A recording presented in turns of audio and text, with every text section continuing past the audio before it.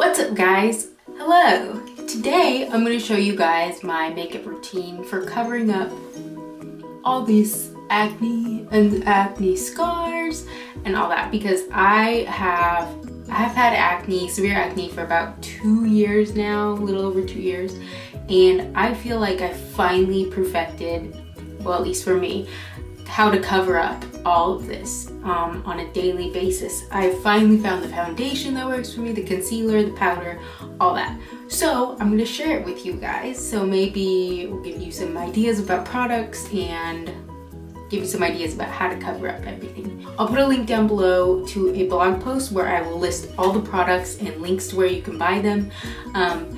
Yeah, the majority of my stuff is from Ulta, just because I have an Ulta right near me and I shop there a lot. Sorry if it's echoey. I'm filming in my bathroom, and so also if I'm start looking like this way, I'm looking at the mirror right there. I probably won't be looking directly at the camera the whole time, but yeah, just so you know, I tried to get the angles right. If this doesn't work out, I'm sorry. So I'm starting out with a clean face that's been moisturized. The moisturizer I use currently is the Bare Minerals Purely Nourishing Moisturizer for combination skin, because I have combination skin, not dry skin, and it's amazing. Maybe I'll do a skincare favorites type video about my top favorite things for skincare for acne, especially combination skin. So yeah, that's what I'm starting out with, and my lips are moisturized as well. I just always like to do that. I don't typically wear lip products other than moisturizers or lip balms, but yeah, my lips and face are completely moisturized, so that's where I'm starting. The first step for me is concealer. I use the Dermablend Smooth Indulgence Concealer in the color Sand. So I just use about, let's see,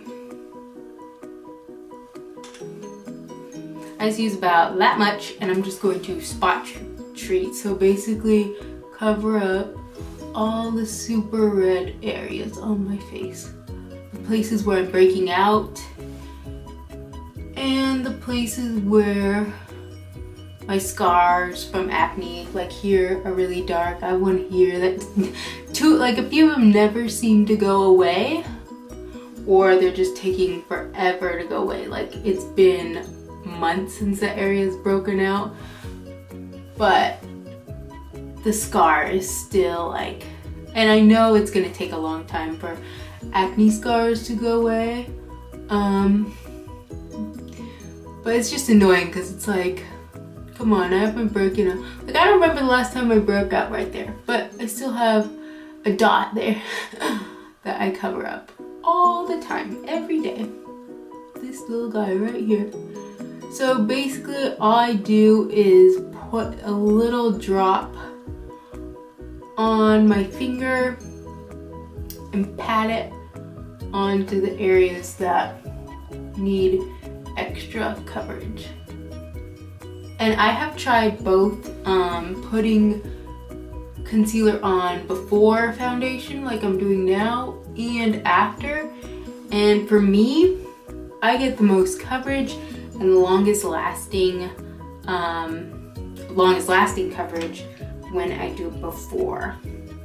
I'm just gonna get a little bit more, just because some days I can go pretty light on the coverage, but for today I just wanted to show you guys what it is with full coverage, what it looks like when I'm covering all this junk up. But yeah, also for me, if you watched one of my last videos, I do have a lot of ice pick scarring, so it's the deeper dents in my skin. So you will still be able to see the ice pick scarring, because you can't really cover that up because it's like a change in the terrain of your face. So yeah, but so I got the majority of like the big red spots covered up. And then I'm going to use the Urban Decay De-Slick Makeup Setting Spray all over my face to set that concealer in place. I do use a little extra. It says like 2 to 4 times. You spray your face 2 to 4 times, but I use a little extra to make sure it sets. This This is amazing. It's for oil control and I really love using it. So then I'm just gonna wait for that to dry. And now that the makeup setting spray is dry, I'm going to go in with my Dermablend Smooth Indulgent Foundation. I am in between shades right now because I'm losing my tan from the summer. So I'm use a mixture of about 50-50 of wheat and sand beige. At the moment I use a little more of the lighter color than the darker one. And then I just use about, it's probably like a pea-sized amount, maybe a little less than a pea-sized amount. And then I'm gonna take my Real Techniques foundation brush. It's a little dirty, sorry about that. And I'll just mix the colors together. Let's see. This is hard to do while showing you. And then I just kind of start putting it on. And I've found that when you put your concealer on first, it is better to use a brush to apply your foundation, because I used to, before I started switching to putting my concealer on first, I would put my foundation off my hands, and it really does give you amazing coverage and it kind of blends it in really well, just like melts it into your skin. But when you put the concealer on first and then try and use your hands to put the foundation on, it just kind of smears the concealer around and doesn't give you as much coverage. So that's why I'm using a brush. And I do need to clean my brush, so that is highly recommended that you clean your brushes pretty frequently, especially with acne, just because you obviously have some issues with your skin and bacteria on it, so you don't want to cause any more reasons for acne than you already have. And so I need to clean my brush. And then I kind of try and concentrate the foundation on my the areas that need the most coverage, but not till it gets cakey. So you can see, I mean, obviously it's not perfect, especially you can see the eyes pick, but as far as like all the redness and stuff, it covers it up a lot. So this is the coverage that you get with it. And then if I'm not happy with like how much concealer kind of came off with the foundation, I will apply some more. I'll just do it now for you guys just to show you. I probably would, if I was going out and just like doing my makeup for the day, I would probably just leave it how it is, but I'll just tap a little more concealer on. And what is this? There's something on my face.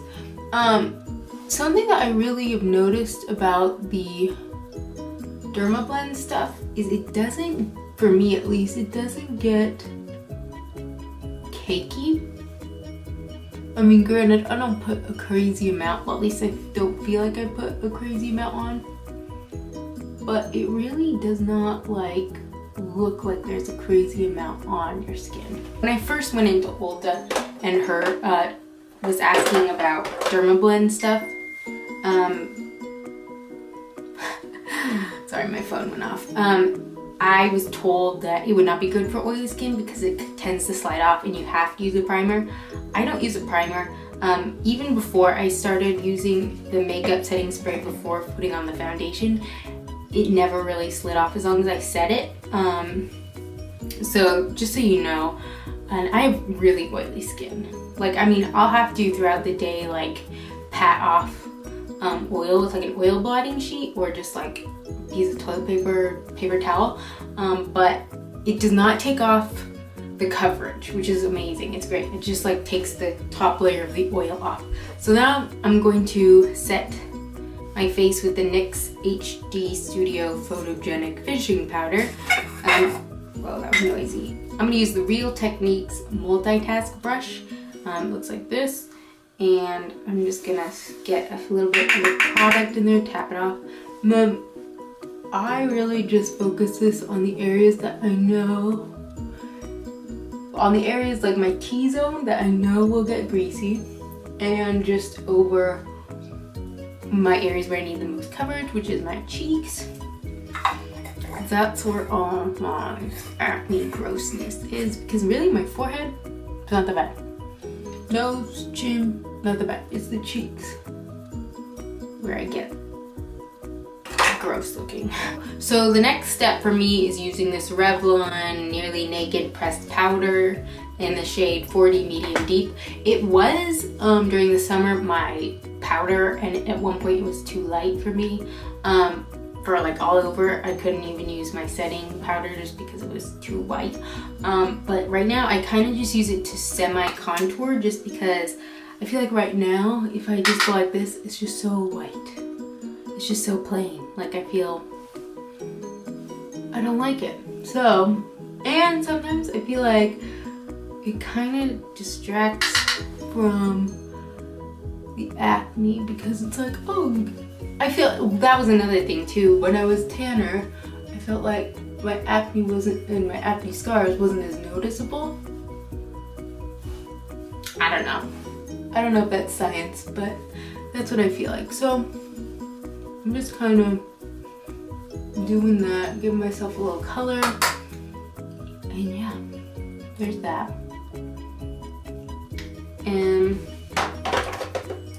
And then at this point, I would stop and do my eye makeup and my eyebrows.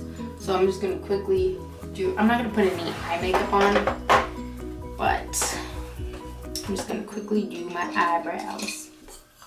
Okay, and then the last step is to set it all with the makeup setting spray once again.